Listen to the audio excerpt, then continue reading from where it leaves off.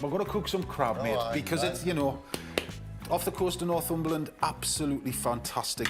But what's this crab? Well, it's crab with tomato and capers. So I've got a nice piece of pancetta. It could be dry-cured back bacon, you know, but this is a bit where Northumbria meets Umbria. So, we separate the body from the legs. We'll deal with the body first. These bits here are the feathers, and they're the filters. So we want to discard them because it is like the reason they're called feathers, if you put them in your mouth, it is like chewing a feather. But they're not poisonous, you know. No, there used to be they're this not. thing, oh, they're deadly and all this. They're not. They're just like trying to eat, well, feathers. Yeah. There's a membrane in here that you need to take out, just like that. You see this here? This fundamentally is the mouth of the crab, and all you do is you push your thumb there like that and break that off. Now, if the crab's fresh like this is, what should happen is it should just come out perfectly. No meat on that, so discard that for the minute. Then, take a spoon. All I'm doing with the pancetta is rendering it down slowly, and this is the first building block of the sauce. And very gently, just prise all of that meat away, and this is the dark meat, and look at that. That's joyous, isn't it? Absolutely beautiful. There we are. That is fantastic crab. That's such good quality. Isn't it? And then the other ones, it's very simple. All we do is start to crack the legs and just snap them off. Now, I've got a heap of tomatoes here on the vine, so I'm just going to chop those roughly. After you've taken the legs off, you're left with this fantastic, the body of the crab, if you like. You take a knife, and in half it goes. And you just pick all of that meat, pops out. And I'm going to put in 2 cloves of garlic. And I'm leaving these whole, give them a bit of bashing so that the flavour can come out. And just let those go for a minute or two. So we've popped the tomatoes in now. Start cooking them down with that pancetta, olive oil. Now onto this, there is a tin of chopped tomatoes too.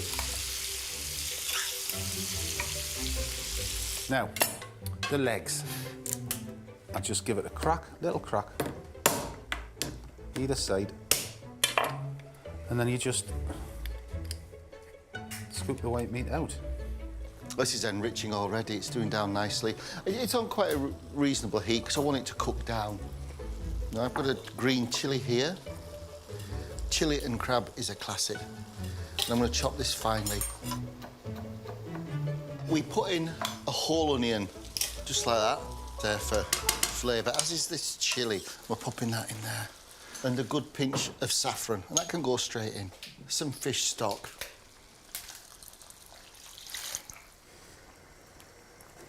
Beautiful. Look at that. How beautiful is that? Now to this, I'm just adding a teaspoon of sugar.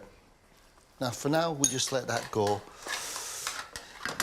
If this is slow food, then I'm all for it. Good. I'll just have a sit whilst you finish your crab. You're obviously very happy. You can give us a hand if you like. No, you're doing fine. You're doing fine. It is nice to see you doing a bit of work for once. What do you mean? Well, you know.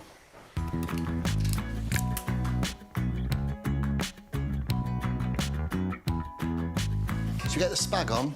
Yeah, let's do that. Oh, yeah, defo. Salt and water. We'll just push that in. Right, should I finish this sauce off with the capers? Yeah, you might as well, won't you? About a good tablespoon of capers will do us nicely.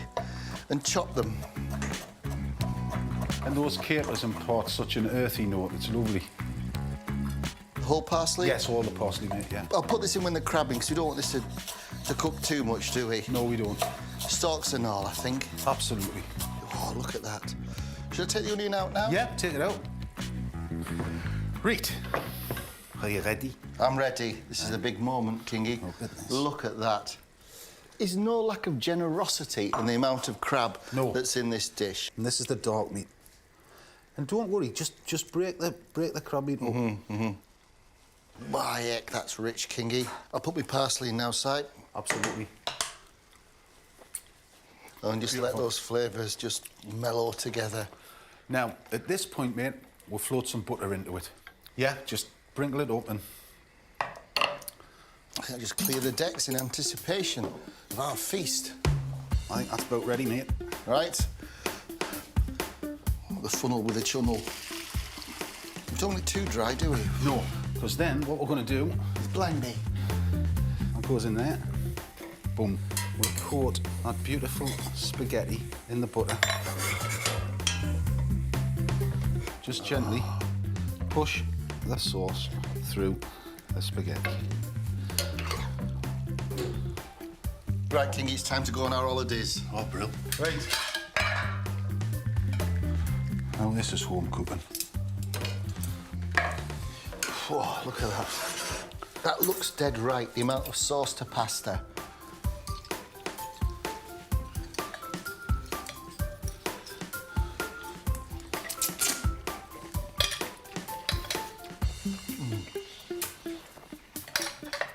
Oh, that is wonderful. Taste of Northumberland with a crab. It's a taste of Tuscany with spaghetti. Oh. Happy? It's good to be home.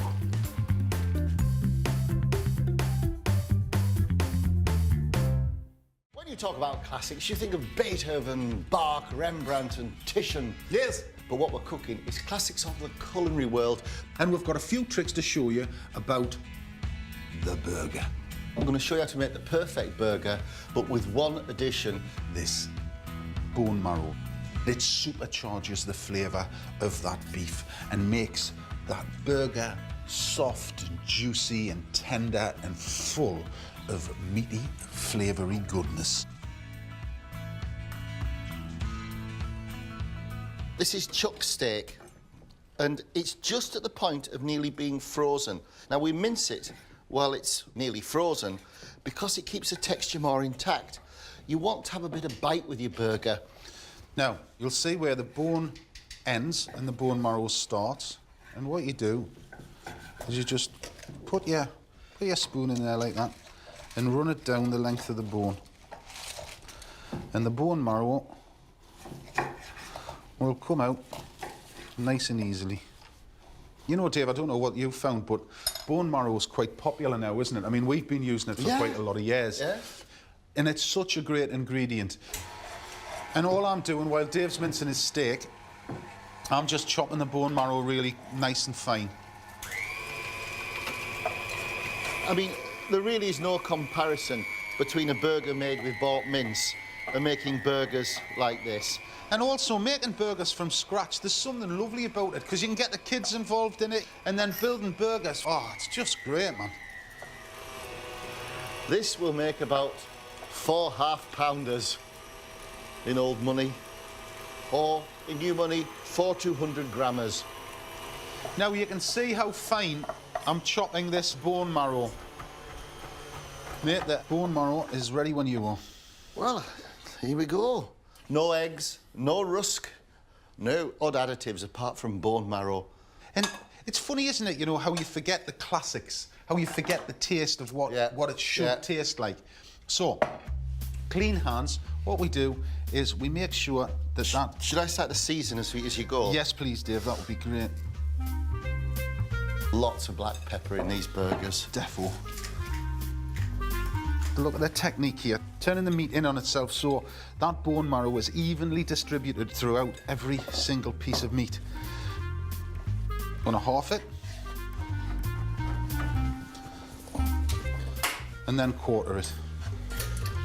These are massive. Do you think they're too big? Nah. No.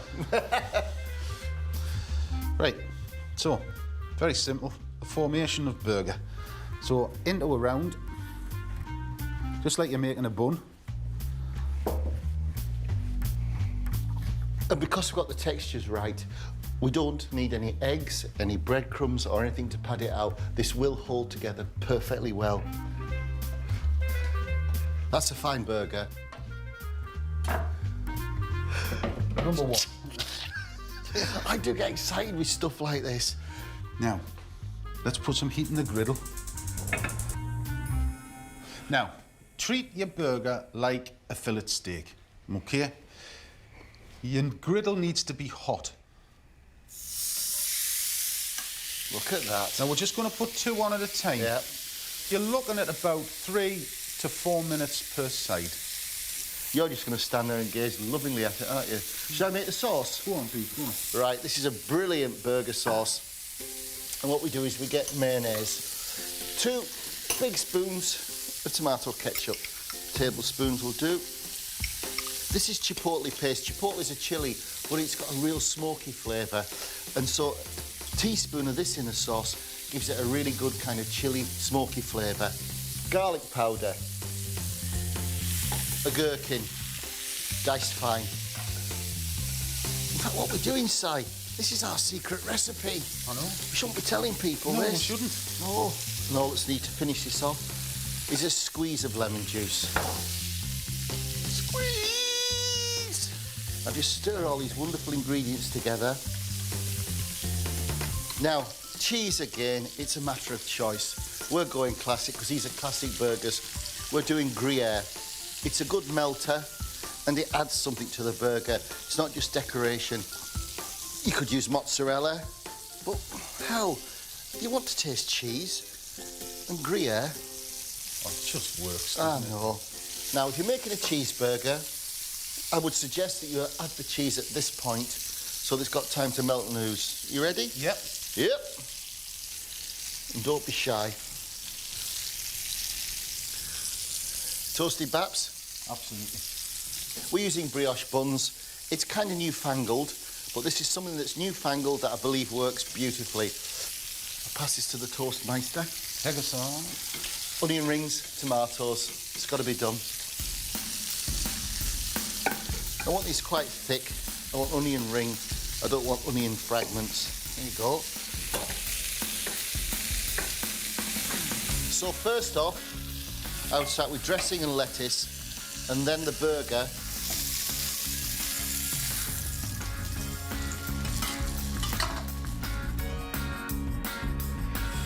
Now, I defy anybody to say that that's possibly the best burger you have ever seen. Yes! Now, I'll probably go for a knife and fork, but it's burger. The texture is superb. The beefness is superb. The seasoning is superb. The Gruyere. This is the perfect burger.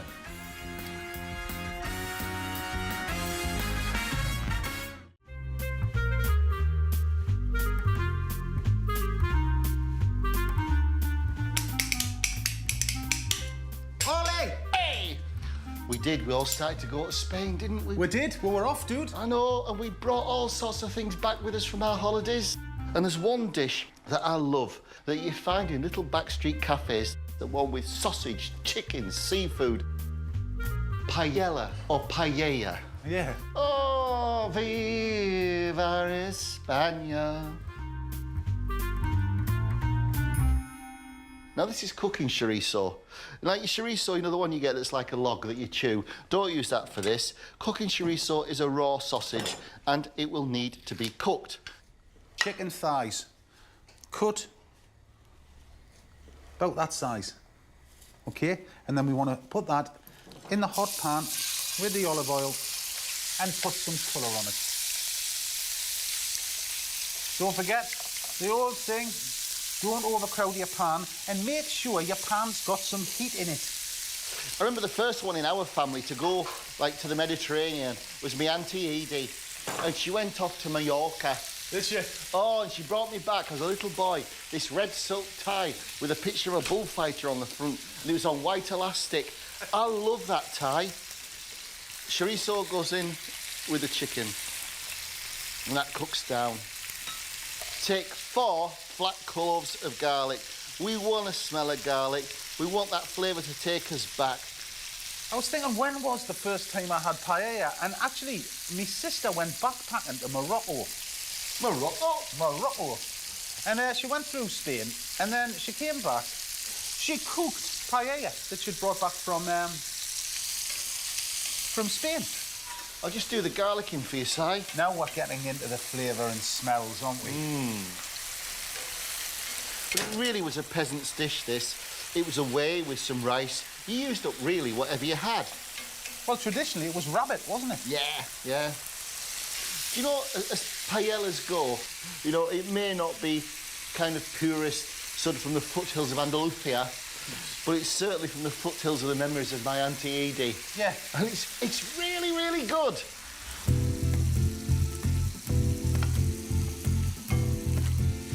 We have to have tomatoes, 3 fat, juicy tomatoes. We want the flesh, not the skin or the pips.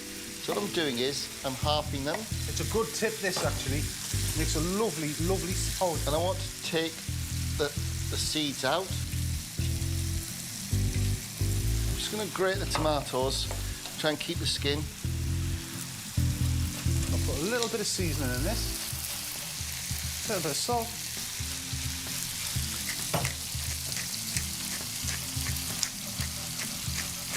That's just the meat of the tomato.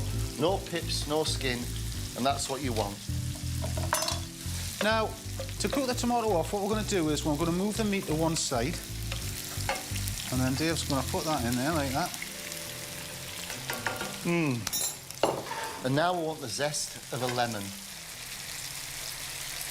Oh, yeah. Now it's starting to smell like holidays. Yeah. And I want a teaspoon of smoked sweet paprika. The smoky paprika gives it that almost cooked over fire taste. Now the saffron. The rice is going to be a wonderful golden colour, that's the saffron. And I'm using a reasonable amount of saffron, and I'm just going to put that into some stock. I've got a pan of hot chicken stock here. A couple of sprigs of thyme. 3 bay leaves. 3. And now some greenery. So what I'm doing is, I'm just going to chop these green beans, and I'm keeping the tails on. Look at that. Lovely. Lovely colours as well, isn't it? Yeah. Deep reds. Well, it's all the colours of Iberia, isn't it? The Iberian Peninsula. Well, it looks like the tie that my Auntie Edie bought me. Lush, man. Oh. Right, now it's the stock, isn't it? Stock. Yeah. Let's just pour. Now, it's not like a risotto where you're constantly dribbling in kind of ladles full. This, you bung it in. I'm going to keep a ladle full back, so in case it starts to dry out, I can top it up. And just to bear in mind, the stock needs to be hot, not cold. Yeah. Now the rice. This is paella rice. Or indeed, you can get away with risotto rice. You sprinkle the rice in, so it's kind of quite an even layer. Now that saffron, it's soaked into the stock. The stock's got a wonderful golden colour. And you get more value out of your saffron if you soak it first. Now, this is the only time you ever stir your paella. After the saffron goes in. Now we leave that to simmer away for about 12 to 15 minutes until the rice is cooked through. As Dave says, we want the rice to cook through, but we take a piece out, we taste it. It needs to be slightly al dente because when we put the seafood on, the seafood needs time to cook and we don't want to overcook the rice.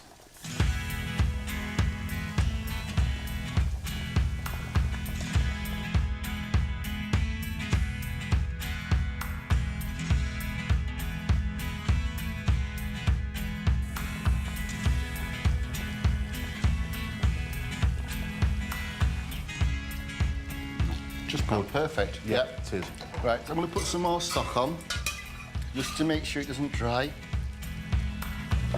So just place the prawns on the top. I'll try and do them in nice. Get the mussels. The thing is, a paella, the pan goes to the table. So you want a bit of loveliness in your decoration.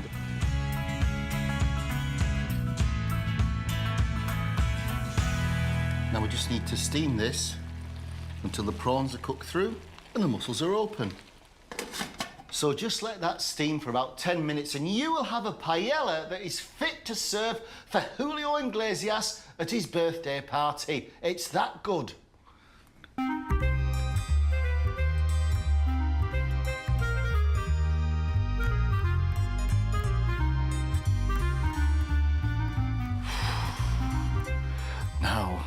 prawns should have gone red and the mussels should have opened.